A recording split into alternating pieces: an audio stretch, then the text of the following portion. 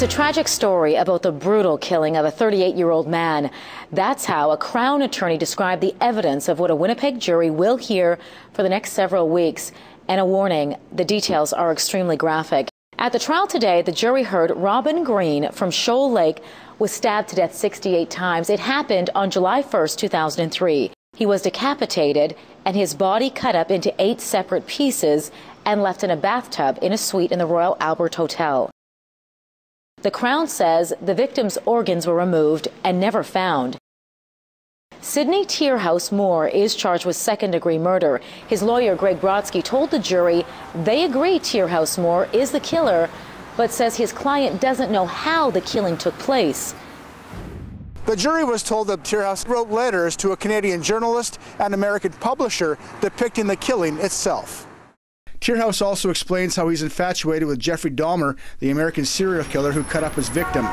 Court heard the previous day Green met Teerhuis over drinks at the Woodbine Hotel, then went back to Teerhuis' suite to have sex, where Green was killed.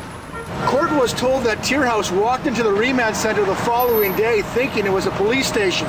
He told the corrections worker that he had been drinking, that he blacked out, and that when he awoke, the body was chopped up in his tub back at his hotel room. In the months after the killing at the Royal Albert Hotel, it appears the man charged with the murder wanted to talk about it. But was any of it true?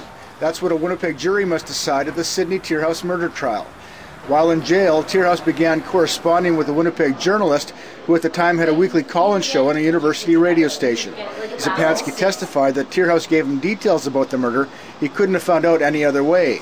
The jury has heard so far that police were not able to find the internal organs of the victim. The end result was supposed to be a book about the murder and upcoming trial called Trophy Kill, a title court was told that Teerhuis came up with.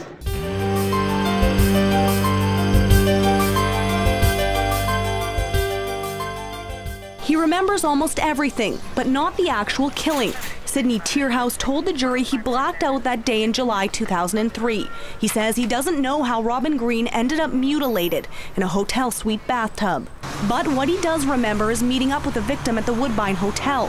Teerhuis describes how the two went on a drinking bender, ending up in his suite at the Royal Albert.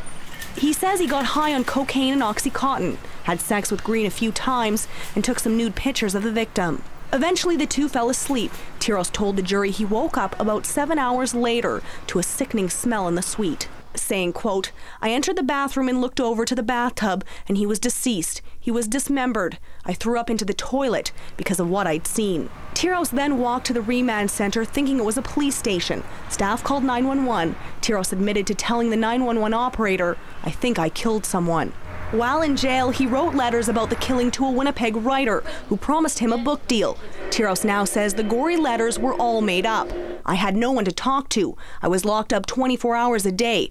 I guess in a sick way, it was entertainment for me." Teerhuis testified he got the killing details from jail library books, true crime stories of serial killers like Jeffrey Dahmer.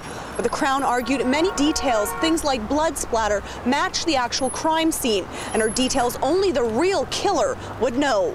Stacey Ashley, CTV News, Winnipeg.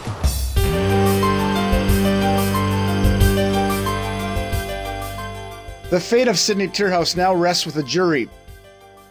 They will decide if the man is guilty of manslaughter in the death of Robin Green or second-degree murder. Evil. That's how the Crown describes Sidney Teerhuis, telling the jury he stabbed and dismembered Robin Green, then neatly stacked the victim's body parts in the bathtub of his hotel room. Clearly, this man was decapitated, he was disemboweled, he was eviscerated, and certainly the court will take that into account. But Teerhuis' lawyer says it was not a premeditated murder. You can't say this is the worst possible offense. The worst possible offense would be if he lured somebody, premeditated the crime, and was guilty of first-degree murder. Then it's automatically 25 years.